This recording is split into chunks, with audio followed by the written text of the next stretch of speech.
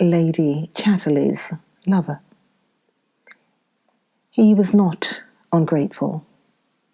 On the contrary, he was burningly, poignantly grateful for a piece of natural, spontaneous kindness, almost to tears. Beneath his pale, immobile, disillusioned face, his child's soul was sobbing with gratitude to the woman, and burning to come to her again, just as his outcast soul was knowing he would keep clear of her. He found an opportunity to say to her as they were lighting the candles in the hall, "May I come? I'll come to you," she said. "Oh, good." He waited for her a long time, but she came. He was the trembling, excited sort of lover whose crisis soon came and was finished. There was something curiously childlike and defenceless about his naked body, as children are naked. His defences were all in his wits and cunning, his very instincts of cunning, and when these were in abeyance, he seemed doubtly naked and like a child of unfinished, tender flesh, and somehow struggling helplessly. He roused in the woman a wild sort of compassion and yearning, and a wild, craving, physical desire. The physical desire did not satisfy in her. He was always come and finished so quickly, then shrinking down on her breast and recovering somewhat his effrontery while she lay dazed, disappointed, lost. But then she soon learnt to hold him, to keep him there inside her when his crisis was over. And there he was, generous and curiously potent. He stayed firm inside her, giving to her, while she was active, wildly, passionately active, coming to her own crisis. And as he felt the frenzy of her achieving her own orgasm, satisfaction from his hard, erect passivity, he had a curious sense of pride and satisfaction. "Ah, how good," she whispered, tremulously. And she became quite still, clinging to him. And he lay there in his own isolation, but somehow proud. He stayed that time only for the 3 days, and to Clifford was exactly the same as on the first evening. To Connie also. There was no breaking down his external man. He wrote to Connie with the same plaintive, melancholy note as ever, sometimes witty and touched with a queer, sexless affection. A kind of hopeless affection he seemed to feel for her, and the essential remoteness remained the same. He was hopeless at the very core of him, and he wanted to be hopeless. He rather hated hope. And it's darned well drowned everything worth having. Connie never really understood him, but in a way, she loved him. And all the time she felt the reflection of his hopelessness in her. She couldn't quite love in hopelessness. And he, being hopeless, couldn't ever quite love at all. So they went on for quite a time, writing and meeting occasionally in London. She still wanted the physical, sexual thrill she could get with him by her own activity, his little orgasm being over, and he still wanted to give it her, which was enough to keep them connected, and enough to give her a subtle sort of self-assurance, something blind and a little arrogant. It was an almost mechanical confidence in her own powers, and went with a great cheerfulness. She was terrifically cheerful at Rugby, and she used all her aroused cheerfulness and satisfaction to stimulate Clifford, so that he rode his best at this time, and was almost happy in his strange blind way. He really reaped the fruits of the sensual satisfaction she got out of Michaelie's male passivity, erect inside her. But of course, he never knew it. And if he had, he wouldn't have said thank you. Yet, when those days of her grand, joyful cheerfulness and stimulus were gone, quite gone, and she was depressed and irritable, how Clifford longed for them again. Perhaps, if he'd known, he might even have wished to get her Michaelie's together again. Connie always had a foreboding of the hopelessness of her affair with Mick, as people called him. Yet, other men seemed to mean nothing to her. She was attached to Clifford. He wanted a good deal of her life, and she gave it to him. But she wanted a good deal from the life of a man, and this Clifford did not give her, could not. There were occasional spasms of Michaelie's, but as she knew by foreboding, that would come to an end. Mick couldn't keep anything up. It was part of his very being that he must break off connection and be loose, isolated, absolutely lone dog again. It was his major necessity, even though he always said, "She turned me down." The world is supposed to be full of possibilities, but they narrow down to pretty few in most personal experience. There's lots of good fish in the sea, maybe, but the vast masses seem to be mackerel or herring. And if you're not mackerel or herring yourself, you are likely to find very few good fish in the sea. Clifford was making strides into fame and even money. People came to see him. Connie nearly always had somebody at Rugby, but if they weren't mackerel, they were herring, with an occasional catfish or conger eel. There were a few regular men, constants, men who had been at Cambridge with Clifford. There was Tommy Dukes, who had remained in the army and was a brigadier general. "The army leaves me time to think and saves me from having to face the battle of life," he said. There was Charles May, an Irishman, who wrote scientifically about stars.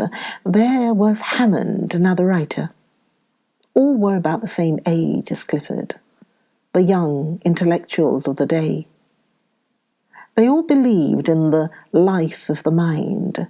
What you did apart from that was your private affair, and didn't much matter. No one thinks of inquiring of another person of what hour he retires to the privy. It isn't interesting to anyone but the person concerned.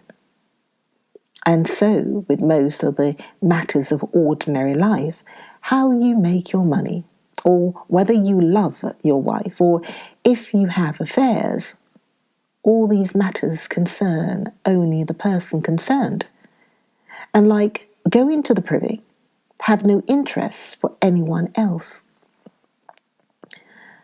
The whole point about the sexual problem, said Hammond, who was a tall, thin fellow with a wife and 2 children, but much more closely connected with a typewriter, is that there is no point to it. Strictly, there is no problem. We don't want to follow a man into the toilet, so why should we want to follow him into bed with a woman? And therein lies the problem. If we took no more notice of the one thing than the other, there'd be no problem. It's all utterly senseless and pointless. A matter of misplaced curiosity. Quite, Hammond, quite. But if someone starts making love to Julia, you begin to simmer. And if he goes on, you are soon at boiling point. Julia was Hammond's wife. Why exactly? So I should be if he began to urinate in the corner of my drawing room. There's a place for all these things. You mean you wouldn't mind if he made love to Julia in some discreet alcove? Charlie May was slightly satirical, for he had flirted a very little with Julia, and Hammond had cut up very roughly. Of course I should mind. Sex is a private thing between me and Julia, and of course I should mind anyone else trying to mix in. As a matter of fact, said the lean and freckled Tommy Jukes, who looked much more Irish than May, who was pale and rather fat. As a matter of fact, Hammond, you have a strong property instinct and a strong will to self-assertion, and you want success. Since I've been in the army, definitely, I've got out of the way of the world, and now I see how inordinately strong the craving for self-assertion and success is in men. It is enormously overdeveloped. All our individuality is run that way, and of course men like you think you'll get through better with a woman's backing. That's why you're so jealous. That's what sex is to you. A vital little dynamo between you and Julia to bring success. If you began to be unsuccessful, you'd begin to flirt like Charlie, who isn't successful. Married people like you and Julia have labels on you, like traveller's trunks. Julia is labelled Mrs. Arnold B. Hammond, just like a trunk on the railway that belongs to somebody. And you are labelled Arnold B. Hammond, care of Mrs. Arnold B. Hammond. Oh, you're quite right. You're quite right. The life of the mind needs a comfortable house and decent cooking. You're quite right. It even needs posterity. But it all hinges on the instinct for success. That is the pivot on which all things turn. Hammond looked rather piqued. He was rather proud of the integrity of his mind and of his not being a time server. Nonetheless, he did want success. That's quite true. You can't live without cash, said May. You've got to have a certain amount of it to be able to live and get along. Even to be free to think, you must have a certain amount of money, or your stomach stops you. But it seems to me you might leave the labels off sex. We're free to talk to anybody, so why shouldn't we be free to make love to any woman who inclines us that way? There speaks the lascivious Celt, said Clifford. Lascivious? Well, why not? I can't see I do a woman any more harm by sleeping with her than by dancing with her, or even talking to her about the weather. It's just an interchange of sensations instead of ideas, so why not? Be as promiscuous as the rabbits, said Hammond. Why not? What's wrong with rabbits? Are they any worse than a neurotic, revolutionary humanity full of nervous hate? But we are not rabbits, even so, said Hammond. Precisely. I have my mind. I have certain calculations to make in certain astronomical matters that concern me almost more than life or death. Sometimes indigestion interferes with me. Hunger would interfere with me disastrously. In the same way, starved sex interferes with me. What then? I should have thought sexual indigestions from surfeit would have interfered with you more seriously, said Hammond satirically. Not it. I don't overeat myself, and I don't overfuck myself. One has a choice about eating too much.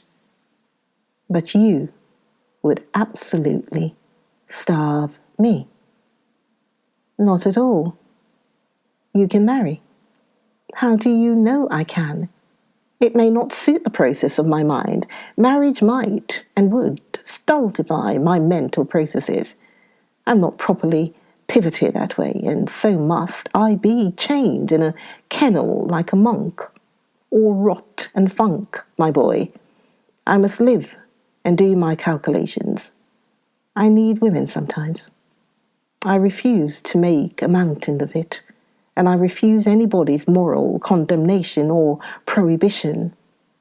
I'd be ashamed to see a woman walking around with my name labeled on her address and railway station like a wardrobe trunk. You are listening to Lady Chatterley's Lover with me, Morel Bernard. You must listen to the next video. Listen to the next video, up and coming video of Lady Chatterley's Lover. Until then, Morel Bernard saying,